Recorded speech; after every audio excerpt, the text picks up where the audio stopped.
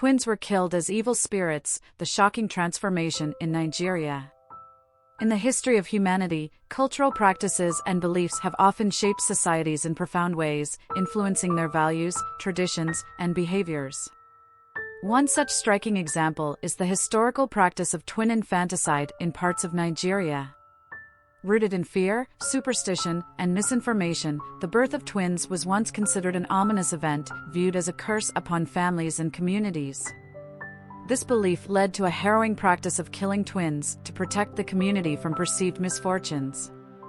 Did you know that years ago, in southeastern Nigeria, particularly among the Efik and Ibibio communities in present-day Cross River and Akwa Ibom states, the birth of twins was met with dread? At the core of this belief was a deeply rooted fear of the supernatural. Twins were seen as unnatural beings, their simultaneous birth a disruption of cosmic balance. Some thought one of the twins was human while the other was an evil spirit. This superstition led to the conclusion that both must be eliminated to protect the family and community.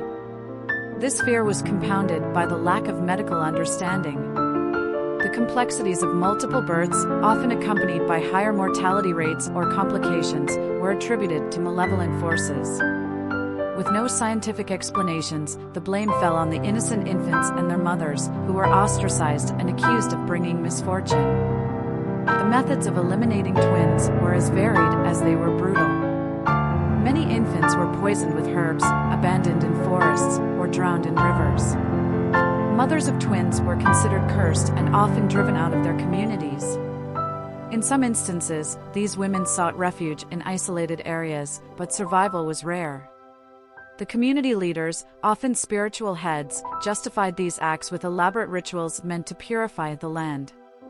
Sacrifices and prayers to deities were common, seeking to rid the community of the perceived evil brought by twins. This tragic cycle of superstition and violence persisted for generations, leaving a trail of grief and lost potential.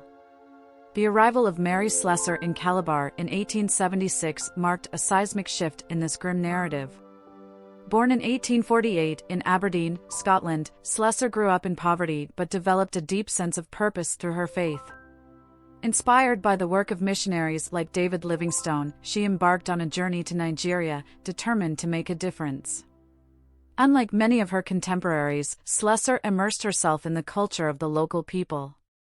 She learned the Efik language, adopted their customs, and lived among them.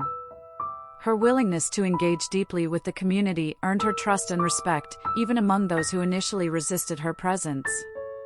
When Slessor encountered the practice of twin killing, she was horrified. For her, it was not just a matter of religious duty but a profound moral imperative to save innocent lives. She began by rescuing abandoned twins, taking them into her care and raising them as her own. Her home soon became a sanctuary for dozens of children, including many twin infants. Slessor's advocacy was not without challenges. Elders and spiritual leaders accused her of defying the gods and endangering the community. Her life was frequently at risk, but she pressed on, using education and compassion to dismantle superstitions. She worked tirelessly to show the people that twins were not curses but blessings, capable of living healthy and fulfilling lives. Her efforts gradually bore fruit. As communities began to see the healthy, thriving children under her care, their perspectives shifted. Through persistent dialogue, Slessor persuaded many local leaders to abandon the practice. Her influence was amplified by the British colonial administration, which, under her guidance, implemented laws outlawing the killing of twins. The change was not immediate, but over time, the killing of twins faded into history. In its place emerged a new narrative, one that celebrated twins as symbols of prosperity and divine favor. The Yoruba people, for example, developed a deep reverence for twins, holding special ceremonies and festivals in their honor. Names like Taiwo, the firstborn, and Kahind, the secondborn, became common, reflecting the cultural shift. Modern Nigeria has one of the highest rates of twin births in the world, and twins are now celebrated nationwide. This transformation is perhaps most evident in the growing demand for fertility treatments, which often result in multiple births. In a striking reversal, couples today spend significant amounts of money on treatments in hopes of having twins or triplets, viewing them as blessings and even symbols of social status. Mary Slessor's legacy is enshrined in Nigerian history and culture.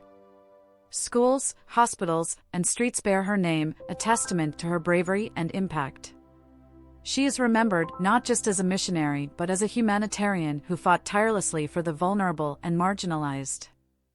Her work serves as a powerful example of how courage, education, and compassion can challenge and transform harmful traditions. The story of twins in Nigeria is a vivid reminder of humanity's capacity for change, a beacon of hope for addressing injustices in our own time.